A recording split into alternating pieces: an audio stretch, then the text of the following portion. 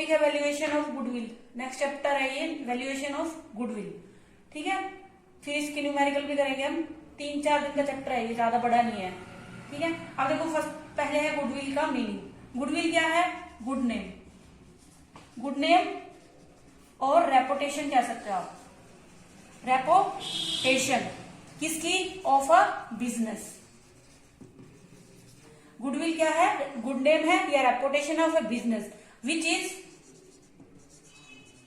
Earn by a firm through hard work and honesty of owner, of the owner कह लो। ठीक, क्या है? Good name है, reputation है किसकी? बिजनेस की, जो कैसे कमाई जाती है? मेहनत से कह लो आप, हार्डवर्क से कह लो, ऑनेस्टी से कह लो। कौन कौन करता है? ओनर। अब एग्जांपल देखो, सपोज करो ये एक बिजनेस है, ठीक है, उसका प्रॉफिट कितना है? 2.5 लाख है, मतलब पर ईयर का कह लो आप ये। ठीक है, इसी के साथ सेम उसी गुड्स में दूसरा बिजनेस है, उसका मानो 1.5 लाख है। ठीक है, एक और बिजनेस है, उसका कितना है? 1 लाख है। अब जो ये बंदा 2.5 लाख, मतलब इससे ये 50,000 एक्स्ट्रा कमा रहा है, इससे ये 1 लाख एक्स्ट्रा कमा रहा है। क्यों कमा रहा है? क्यों कमा रहा है? उसकी गुडविल है, उसका नेम है, रेपुटेशन है, कुछ भी हो सकता है, वो ब्रांड नेम भी हो सकता है, या उसकी प्रोडक्ट की क्वालिटी भी बहुत अच्छी हो सकती है, कुछ भी हो सकता है। मतलब जो भी उसको ये स्पेशल प्रॉफिट मिल रहा है वो किसकी वजह से मिल रहा है? उसकी गुडविल की वजह से मिल रहा है। ठीक है, एग्जाम्पल है, कोई फेमस ब्रांड है, हम अगर हमें लगता है कि उसकी अच्छी क्वालिटी है उस प्रोडक्ट की, तो हम बार बार उसको जाएंगे, परचेज करेंगे बार बार, है ना, उसी के पास जाएंगे खरीदने के लिए, उस बंदे के पास। ठीक है, तो क्यों जाते हैं हम? क्योंकि उसकी गुडविल है, वो फेमस बंदा है, हाँ भाई इसकी चीज अच्छी होगी, इसलिए हम बार बार उसी के पास जाते हैं। ठीक है, गुडविल क्या है? गुड नेम और रेपुटेशन है। दूसरा क्या है? ये क्या है? एक इंटेंजिबल एसेट है। क्या होती है? Intangible asset. इंटेंजिबल एसेट मतलब हम इसको देख नहीं सकते और ना ही क्या कर सकते हैं? टच कर सकते हैं। इंटेंजिबल का मतलब होता है अमूर्त, यानी जिसकी कोई मूर्त नहीं है, यानी जिसको ना तो हम कह सकते हैं कांट सीन, कांट टच, ना हम उसको छू सकते हैं ना ही देख सकते हैं। ठीक है, ये था हमारा गुडविल का मीनिंग। क्या है? रेपुटेशन है, बिजनेस है, जो क्या है? Which is earned by firm through hard work and honesty bye owner of owners. ठीक है, और क्या है? It is an intangible asset है। ठीक है, एक और चीज ध्यान रखना है, इंटेंजिबल एसेट है बट ये क्या है? फिक्टिशियस एसेट नहीं है। ये ना क्वेश्चन में पूछ लेता है 1 मार्क्स में कि जो गुडविल है क्या वो फिक्टिशियस एसेट है? तो हम क्या कहेंगे? नो, गुडविल क्या है? इंटेंजिबल तो है बट फिक्टिशियस नहीं है। फिक्टिशियस गुड्स होती है जिनकी कोई वैल्यू नहीं होती, लेकिन गुडविल की वैल्यू होती है। ठीक है, मतलब आप ऐसे कह सकते हो फिक्टिशियस होती है जो या तो क्षयशील होती है, मतलब हाँ नष्ट होने वाली होती है, लेकिन गुडविल की क्या है? वैल्यू होती है कुछ ना कुछ। ठीक है, ये गुडविल का मीनिंग था। ठीक है, अब देखो उसके फीचर्स देखते हैं हम। अब देखो इसके फीचर्स, मैं आपको पहले भी बता चुकी हूँ, क्रैम कभी भी मत करो चाहे कोई भी सब्जेक्ट हो। और अकाउंट्स में और बिजनेस में जो इको है उसमें मोस्टली जो होती है उसकी फीचर्स उसकी डेफिनेशन में या मीनिंग में ही छुपी रहती हैं। ठीक है, तो अब सबसे पहले देखो फीचर में से ही निकालो। सबसे पहले क्या है? गुडविल क्या होता है? गुड नेम होता है। क्या होता है? गुड नेम या रेपुटेशन कह लो। ठीक है, सेकंड आप कह सकते हो क्या है ये? It is an intangible asset है। ठीक है, क्या है? इंटेंजिबल एसेट है। थर्ड क्या कह सकते हो आप? It increase the profit. ठीक है, क्या करती है ये? या आप ऐसे कह सकते हो it is helpful to increase the profit, यानी कि हेल्पफुल होती है गुडविल से। ठीक है, मतलब कि किसी भी बिजनेस की या फर्म की गुडविल है तो उसका प्रॉफिट क्या होगा? ज्यादा होगा नॉर्मल बिजनेस से। ठीक है, उसके बाद है फोर्थ है हमारा क्या? It is valuable. क्या होती है ये? वैल्यूएबल होती है। ठीक है, इट इज वैल्यूएबल। ठीक है, फिफ्थ क्या है? इट इज, नेक्स्ट है हमारी it does not have exact value. मतलब इसकी एग्जैक्ट वैल्यू नहीं होती। क्यों नहीं होती? क्योंकि ये फ्लक्चुएट होती रहती है। ठीक है, क्या होती है? फ्लक्चुएट होती रहती है, मतलब कोई फिक्स वैल्यू नहीं होती, कभी बढ़ जाती है कभी कम भी हो जाती है थोड़ी बहुत। ठीक है, ये इसकी क्या थी? फीचर्स। ठीक है, ये इसका मीनिंग हो गया। फीचर्स बिल्कुल इजी, इसी के अंदर से निकालो। गुड नेम है, इंटेंजिबल एसेट है, it increase the profit of business, उसके प्रॉफिट को, ये क्या, इट इज वैल्यूएबल होती है। It does not have exact value, मतलब ये एग्जैक्ट वैल्यू नहीं होती, इसकी फ्लक्चुएटिंग होती रहती है क्योंकि ये, ठीक है।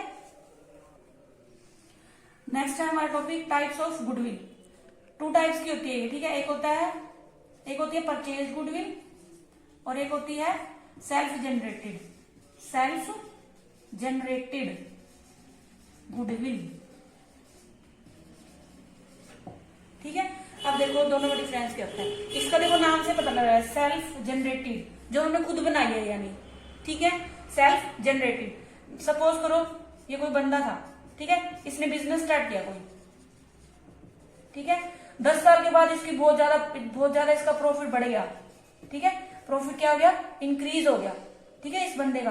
तो अब जो ये प्रॉफिट इंक्रीज हो रहा है, ठीक है, तो ये इसकी क्या है, सेल्फ जनरेटेड गुडविल है, इसने खुद बनाई है मेहनत करके, यानी 10 साल से वो बिजनेस चला रहा है, तो उसकी क्या बनी है, ये गुडविल बनी है, ठीक है। इसको बोलते हैं सेल्फ जनरेटेड, यानी जो हमने खुद बनाई है अपनी मेहनत से, मतलब हमने उनको अच्छी क्वालिटी के प्रोडक्ट, कस्टमर को अच्छी क्वालिटी के प्रोडक्ट प्रोवाइड करवाए, हमारी फेमसिटी मिली, तो हमें हमारे जो प्रॉफिट है वो इंक्रीज होने लगे, तो वो क्या है, सेल्फ जनरेटेड है। यानी इसको बनाने में लंबा टाइम लगता है, आप ऐसे कह सकते हो, 1-2 दिन में नहीं बन जाती, लंबा टाइम लगता है, ये इसकी फीचर भी होगी।